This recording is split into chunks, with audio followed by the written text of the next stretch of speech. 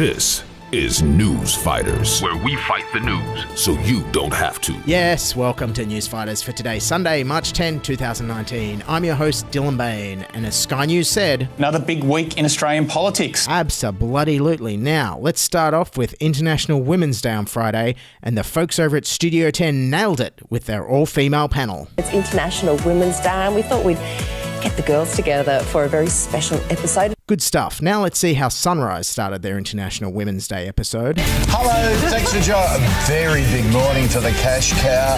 She's cracked the ton.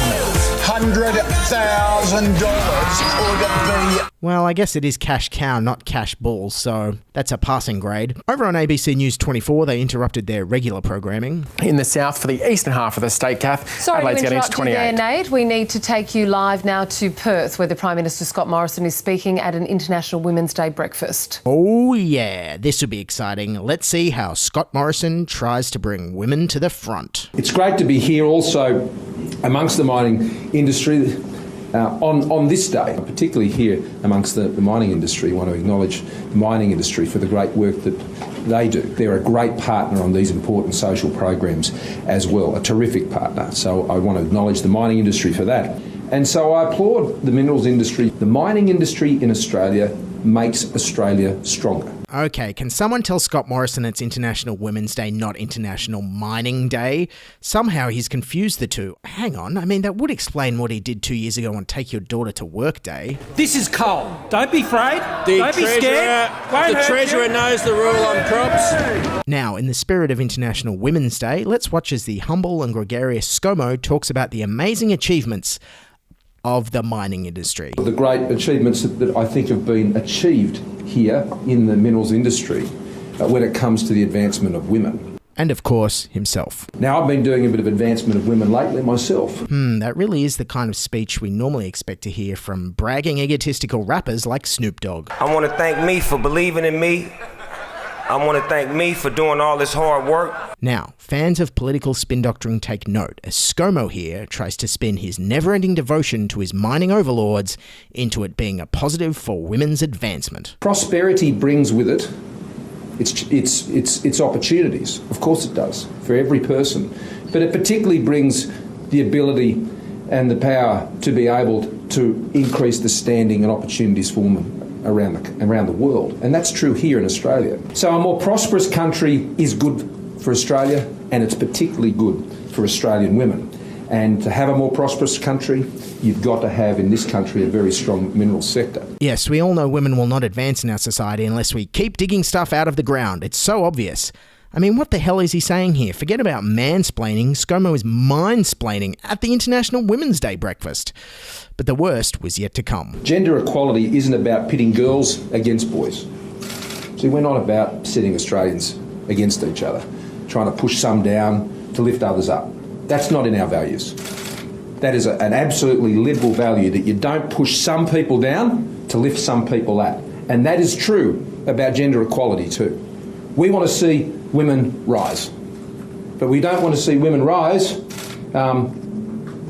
only on the basis of others doing worse. Yes, that's right. Remember, pushing people down is not a Liberal Party value. You just take away their welfare and watch as the market pushes them down for you. Anyways, Scott Morrison must be really proud of his Women's Day remarks, as they even made it onto CNN. The Australian Prime Minister has provoked outrage on social media. Scott Morrison said men shouldn't have to make way for women's empowerment. Over on the CNN talk show creatively called Talk, political advisor and columnist Aisha Hazarika did not hold back. And that terrible, ridiculous, idiotic Prime Minister man just got it so wrong.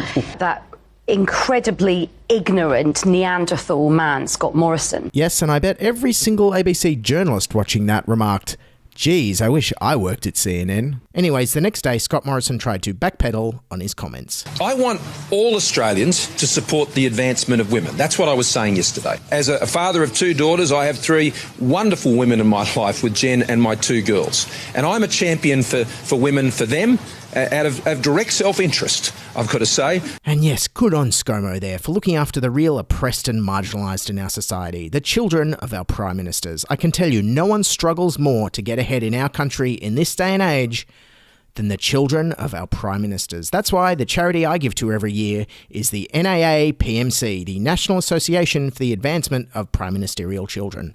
They do good work. Donate now. Anyways, continuing with the theme of tone-deaf macho buffheads making fools of themselves, now let's hear from One Nation's Mark Latham over at Sky News. In Australia today, what we should be celebrating is the fact that through the processes of a fair country and the natural opportunities of our society, we now have more female than male university graduates, lawyers, GP doctors, vets, office managers, public servants, teachers. Yes, Mark Latham there, somehow forgetting to mention that there's way less female board members, cabinet ministers, Sky News pundits, CEOs, and the fact that women take home $250 a week less than men. But you know, he remembered the highly paid office managers, so that's something, I guess.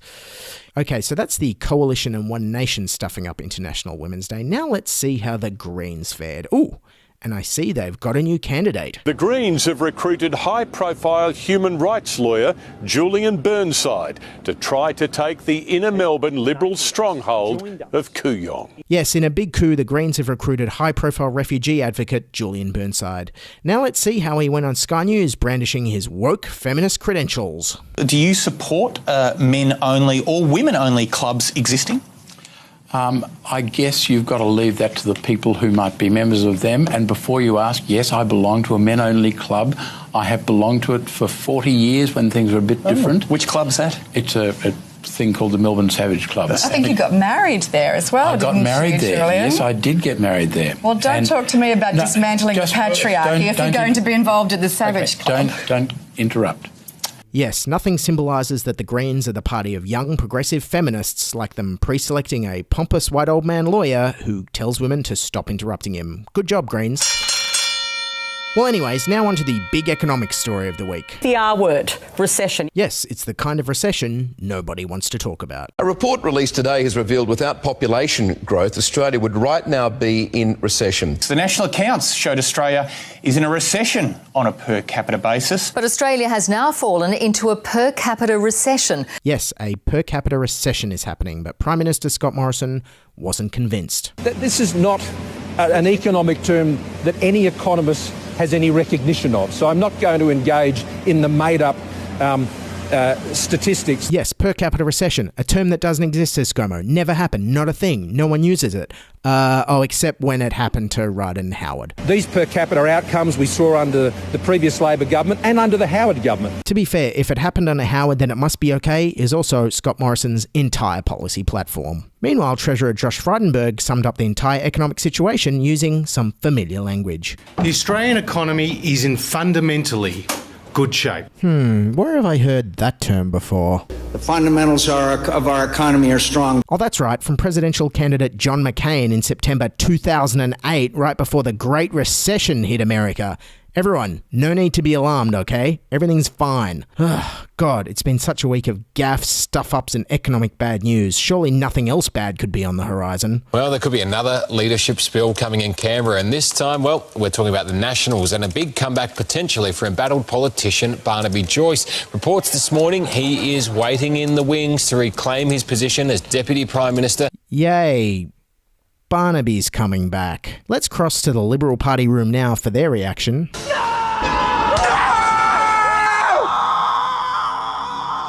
God, all the political news is so depressing. Siri, can you play me a news clip that'll cheer me up? An Adelaide alpaca has become an Instagram sensation. Alfie loves nothing more than eating lettuce and going on daily walks through his local neighbourhood. It worked! Okay, that's News Fighters for today. Thanks for listening, everyone. Remember, subscribe on your favourite podcasting app. Email us, podcast@newsfighters.com. Follow us on Twitter, @newsfighterspod. Also, we're on YouTube with a video version of the podcast featuring all the wacky news clips. I'm Dylan Behan. Keep fighting and bye for now. This is News Fighters, where we fight the news so you don't have to.